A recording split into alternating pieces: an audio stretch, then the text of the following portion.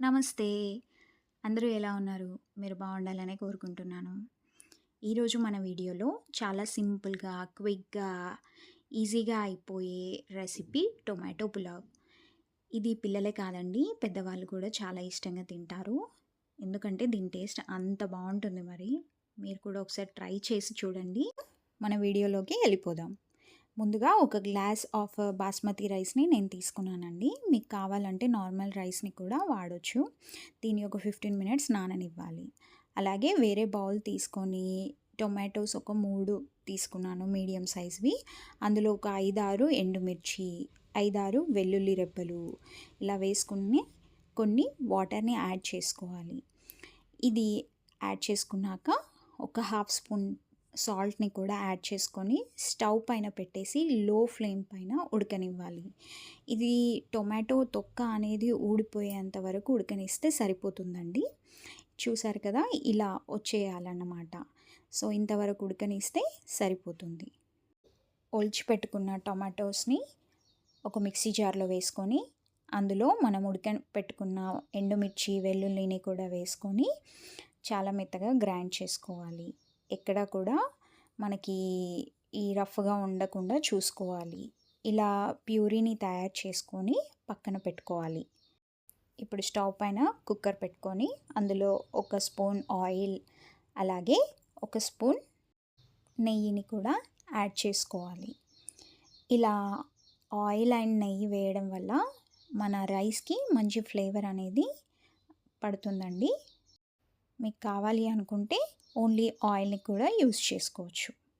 ఇప్పుడు ఇందులో బిర్యానీ ఆకులు, అలాగే బిర్యానీ పువ్వు, అలాగే దాల్చిన చెక్క, అనాస పువ్వు, అలాగే లవంగాలు యాడ్ చేసుకోవాలి.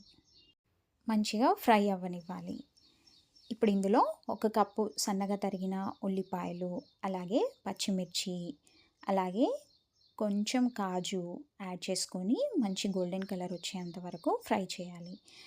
ఇలా వచ్చాక కొంచెం కరివేపాకుని యాడ్ చేసుకోవాలి. ఇప్పుడు ముందుగా ప్రిపేర్ చేసుకున్న ప్యూరీని కూడా యాడ్ చేసి బాగా ఫ్రై అవ్వనివ్వాలి. ఇది ఆయిల్ తేలేంత వరకు ఫ్రై అవ్వనివ్వాలి. ఇప్పుడు పక్కన ఒక బౌల్లో వాటర్ని హీట్ చేసుకోవాలి. ఇక్కడ నేను టొమాటోస్ని ఉడకబెట్టిన వాటర్ని యూస్ చేస్తున్నాను. సో దట్ మనకి రైస్కి మంచి ఫ్లేవర్ పడుతుందండి. సో చూసారు కదా, ఇలా కొంచెం ఆయిల్ తేలినప్పుడు ఇందులో కొంచెం నేను పుదీనాని యాడ్ చేశాను. అలాగే మనం నానబెట్టిన రైస్ని కూడా యాడ్ చేసుకోవాలి.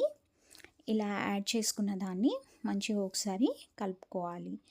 ఇలా కలుపుకున్న దాంట్లో మనం ఇప్పుడు హాఫ్ స్పూన్ పసుపు, హాఫ్ స్పూన్ ధనియాల పొడి, రుచికి సరిపడా సాల్ట్, మీరు సాల్ట్ చూసుకొని వేసుకోండి. ఇక్కడ కొంచెం కొత్తిమీర, అలాగే ముందుగా వేడి చేసుకున్న నీళ్ళని కూడా ఇందులో యాడ్ చేసుకోవాలి. ఇది కలిపి కుక్కర్ మూత పెట్టేసి మీడియం ఫ్లేమ్ పైన 2 విజిల్స్ వచ్చేంత వరకు ఉడకనివ్వాలి. చూడండి ఎంత చక్కగా ఉడికిపోయిందో మన రైస్ అనేది.